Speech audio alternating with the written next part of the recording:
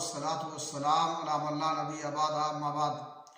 इस्लामी भाइयों, सुन्नह रवातिब में फजर की सुन्नत की ज़्यादा अहमियत है, क्योंकि अल्लाह के नबी जनाब मोहम्मद रसूलुल्लाह सल्लल्लाहु अलैहि वसल्लम इसका ज़्यादा अहतमाम करते थे और सफ़र और हज़र हर जगह आप इसे पढ़ते थे।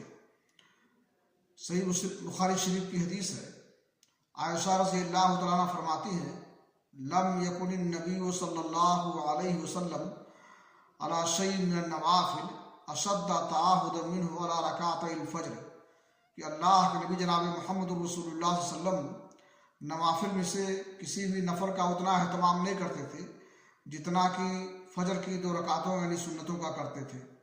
और सही मुस्लिम शरीफ की एक दूसरी हदीस है, अल्लाह के रसूल सल्लल्लाहु अलैहि वसल्लम ने फरमाया, रकात अल फज्र खैरुम मिन दुनिया व मा फीहा, फजर की 2 रकातें दुनिया और दुनिया में मौजूद तमाम चीज़ों से बेहतर है।